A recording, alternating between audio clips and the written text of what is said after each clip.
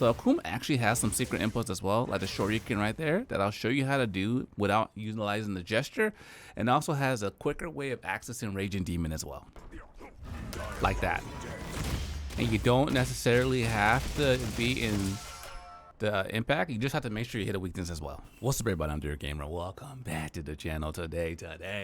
We're back, and today I'm gonna show you how to utilize Akuma, use his moveset, his secret moveset as well, and how you can be pretty lethal with him in battle. I'll also show you a build I put together for him, because you have to use his full set. So I'll go over the skills, the builds, all the things. My family, without further ado, let's dive in. So Akuma came out, you want to play him, it looks pretty cool. Akuma is the 15th weapon, quote unquote. Not really, it's more like a 14.5 weapon, I would say.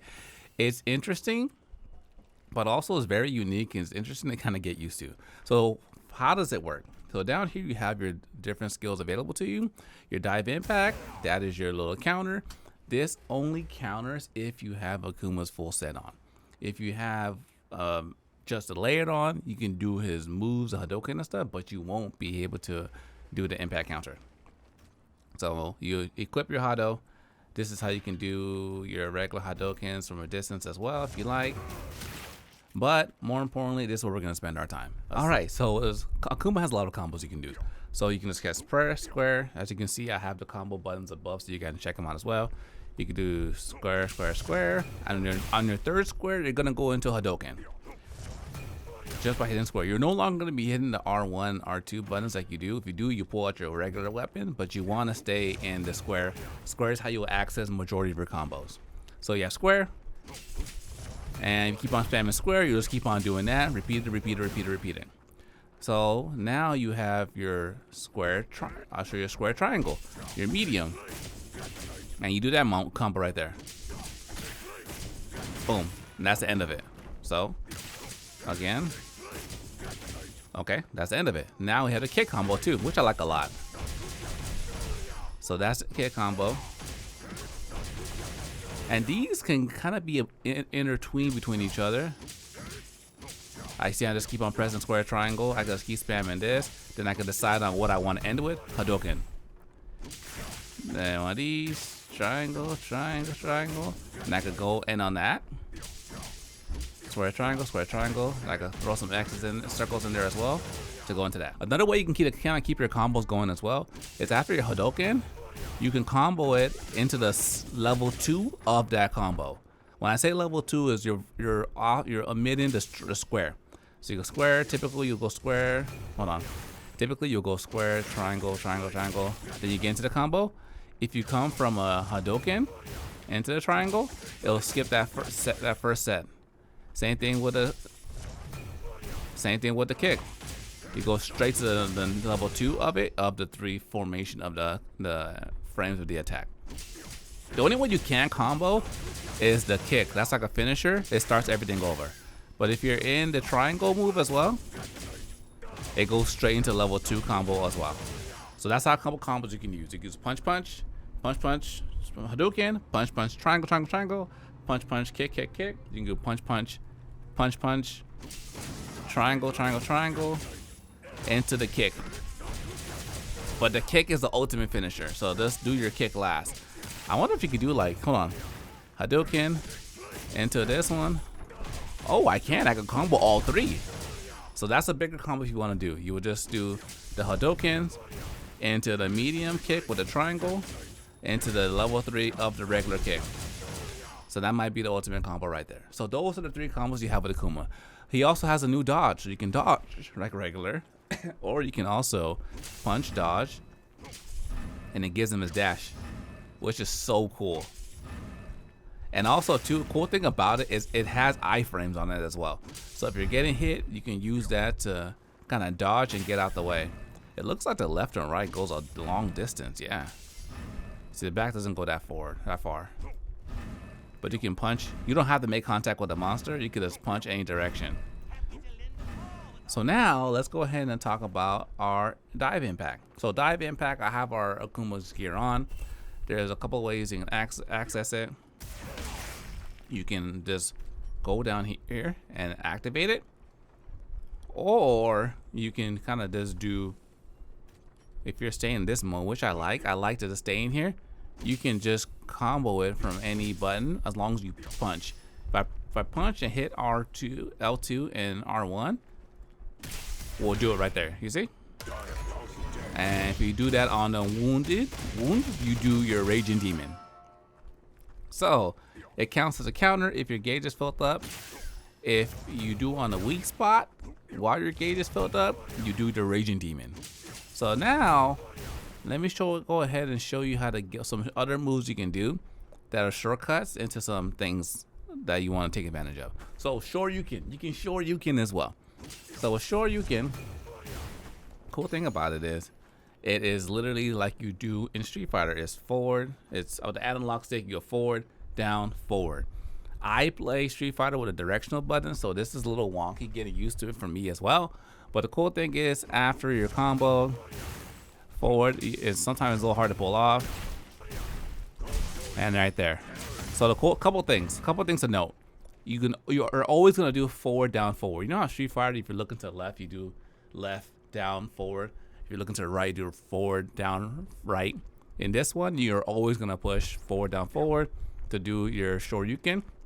But the Shoryuken can only come after you've done your finisher. Hadoken, then you'll do it there. Or if you after that kick, you can do the Shoryuken. And the thing about the Shoryuken, you can use any button to activate it. So after your kick, if you go into the punch, you'll use the same triangle button at that point to do the Shoryuken. It's a little tough to get used to, I'll tell you. It's like a little tricky. But once you figure it out, you have to just over exaggerate is what I'm seeing. Because if you're playing, like used to playing on directional, sometimes it doesn't always come out. It's right after this attack is done, then you will, right after the Hadoken goes, that's when you'll put the input in. It takes a little weird to get used to, but you have to make sure you over exaggerate the forward, down, back, forward, and you'll get it in there. Another shortcut secret move we have is if you want to go quickly into our Raging Demon, you can easily do it just by pressing square twice and triangle and circle at the same time on the tool wounded spot. So I'll demonstrate that right now. Like that.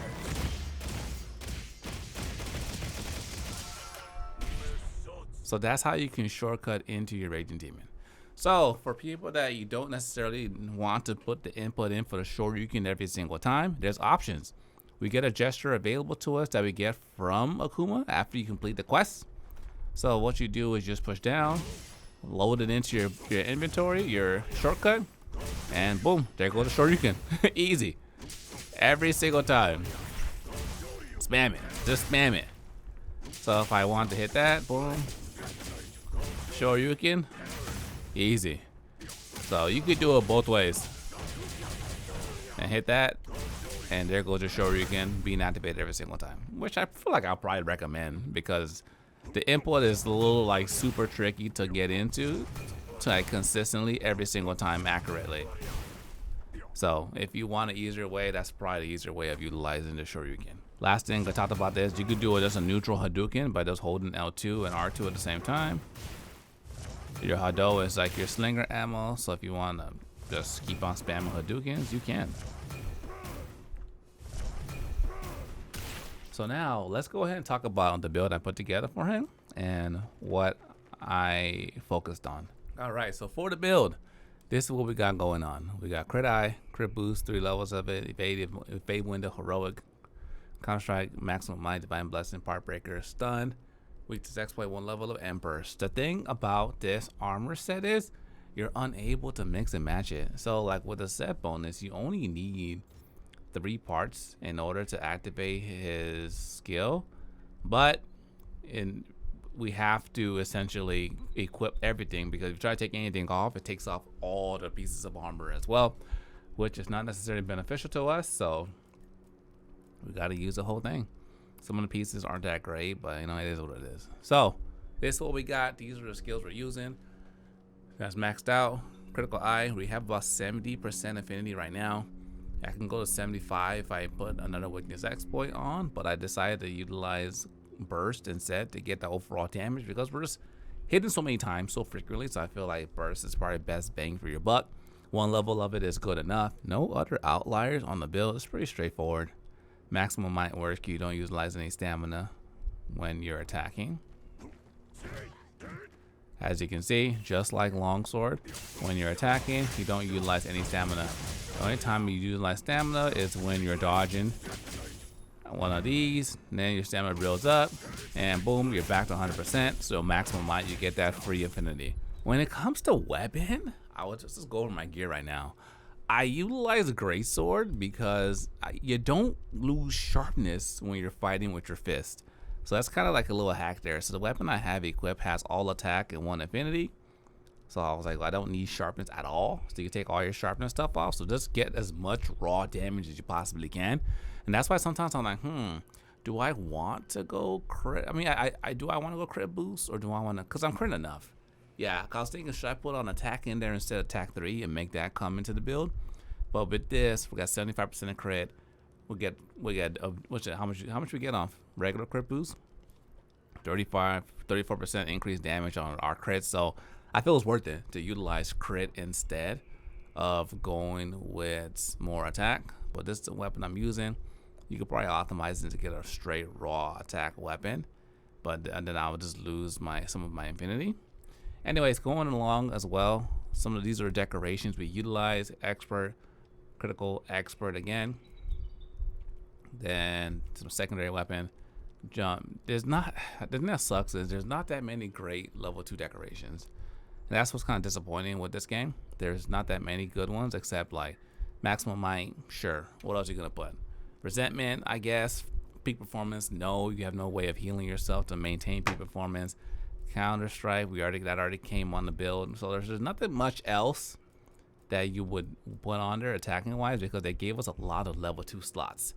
I wish they could have gave us like a couple more level 3 slots, because then I can take stuff off like evade jewel, because this is good because we're bobbing and weaving and we're close quarters. I dodge further, and I also have more evasion. I dodge further with this one. We have more iframes with these 2 on there. So that's the kind of justification I have for those. For Divine Blessing is a must. The best level 1 decoration you can put in your character. Protect yourself from damage. So that's why I put that one on there. Max Mind for our affinity. Burst. We have stun resist, so we don't get knocked over and stunned more often than we need to. And that's kind of the build. If I were to utilize any of these pieces outside of Akuma, which would I use? I mean, the problem is there's no 3 level 2. This is okay. Slot edge. Part breakers, meh. Heroic. Speedrunners will love this one. That's great. 3 levels of heroic and a level 3 slot. Good. This one, decent slots. Part breakers, some level 2s. Bay window, I would not use his waist. And the legs, meh, again. So the armor is meh. The armor is not good. But ultimately, we're just here to utilize him so we can get more power. Because what does our set bonus do? Our set bonus Master of Fists increases the power of special actions, dive, impacting, and trigger, and offset attack, further increasing power of offset attack. So that's why you would do it. But can I just use my longsword level 8.0 build with this? Just use a layer and just have additional skills available to me? Yeah, I could. But like, is it better than using longsword? No, it's not. You know, it's not. I wish there was an ease. I mean, I don't know. If there's an easier way to work it into the set, it'll be, I think, better. I think this is a good opportunity for them to check out how they can make a fist weapon into the game. Now just map those skills onto our R1, our circle, triangle, and then I'll feel like it'll be more fluid instead of always like punching with square and then switching to a different attack. But this is the build we got going on. It's strong, it's good. Just like you could take down any monster in the game with this. Oh, wait, actually. So I caught myself while I was making this video, and I was like, I'm over on Counter-Strike is a level 2 decoration. Put that in with Counter-Strike, and I actually switched it up and put on my agitator belt, which now gives me 80% affinity, but also I get 5 more damage on raw attack when the monster is agitated. So I feel like this is actually what the build would look like when I change my charm. So everything still stands except for we found a way to get more attack in there, which is by utilizing annotator and swapping out those level 2 decorations for the evasion ones for Counter-Strike. So that's the build. Feels good, feels strong. Just got stronger in the middle of making this video. But ladies and thanks for watching. Hope you guys enjoyed this. If you're new to the channel, subscribe. If you like the video, give a thumbs up. Till next time, Dear Gamer signing out.